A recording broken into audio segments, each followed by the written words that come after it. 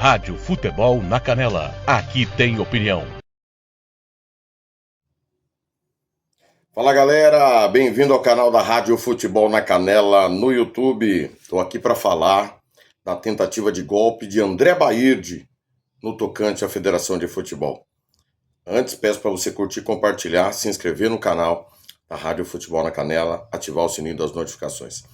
Pessoal, desde a prisão do presidente Francisco Cesar de Oliveira e o início da Operação Cartão Vermelho, eu vi muita gente noticiar, mas informar o passo a passo do que está acontecendo. A Rádio Futebol na Canela esmiuçou todos os passos, desde os problemas do Petralas, a falta de posse que ele não tomou, quando ele foi para a CBF, os clubes se sentiram traídos por essa ida dele, a questão da prestação de contas, a Assembleia que poderia ter destituído ele e não o destituiu, depois o TJD que deu vitória a ele na questão da falta de prestação de contas, tudo. Aqui nós não escondemos nenhuma informação, nenhuma. Falamos tudo que precisava ser feito, onde deveria ser feito e ninguém fez nada. Ninguém fez nada. Todo mundo foi condescendente, assim como todos foram condescendentes com toda a gestão do presidente Francisco Cesar de Oliveira. O paternalismo que levou até onde levou o nosso futebol. Todos. E a minha posição sempre foi muito clara. Eu, TLF, para mim, nenhum dos dirigentes servia para ser o presidente da federação. E eu era favorável ao que o TJD solicitou, um interventor, que não aconteceu. Tá claro isso? Os vídeos disponíveis no seu WhatsApp, no canal da Rádio Futebol na Canela no YouTube, deixam muito claro isso. Os programas que a gente fez, Música, Futebol e Cerveja, Bate-Bola 106, onde nós estivemos, sempre fomos muito claros ao nosso posicionamento, na forma de opinar e principalmente de informar. O que o presidente do Costa Rica está querendo fazer é algo surreal.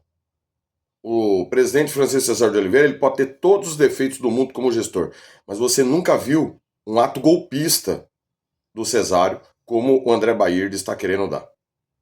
O André Baird cometeu um erro quando assinou um documento sem ler, assumido por ele na Rádio Futebol na Canela. Está gravado. Ele diz não saber a situação do estatuto, qual que não é, que ele tinha que sentar na cadeira para fazer e tal. Palavras dele, está gravado também.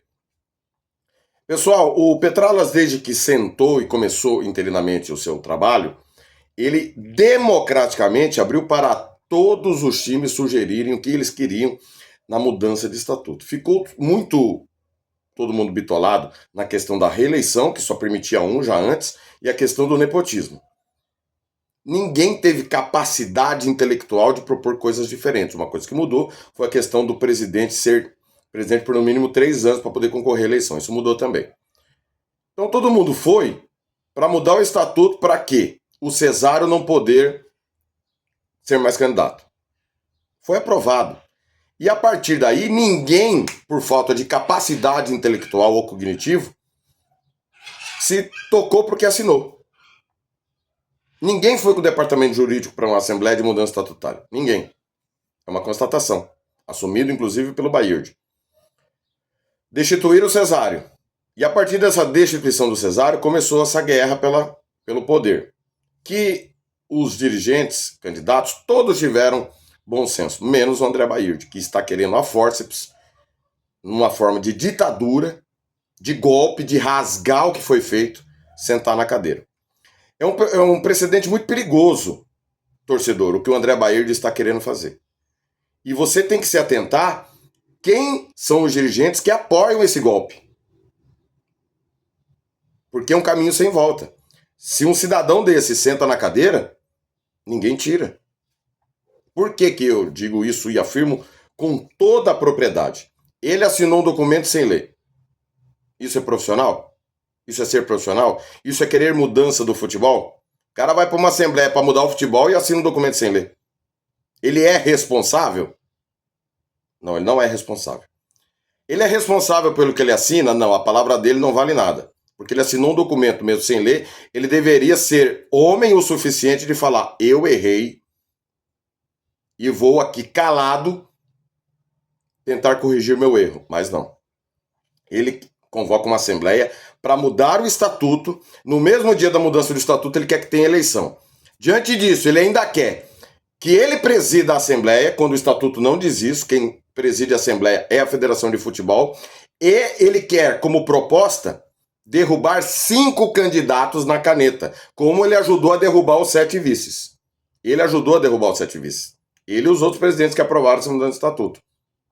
Ele quer que só quem é presidente em exercício seja candidato, ou seja, seria ele e o Marcos Araújo. E na cabeça dele, como o Marcos está envolvido na Operação Cartão Vermelho, ele vai sentar na cadeira. Veja a tramóia que ele planejou para ser presidente da federação. Mesmo depois de ele ter tido todas as chances de maneira legal fazer o certo, mas não fez. Sabe por quê? Porque ele não está preocupado em fazer o certo. Ele não está preocupado com o futebol. Ele está preocupado em ter o poder. Aí você vai para a gestão dele, porque nós temos que fazer a comparação da gestão de clube dele com a gestão que ele possa vir a ter na federação. Costa Rica, todos os anos com maior investimento, um fiasco, um campeão um ano com 18 erros de arbitragem a favor.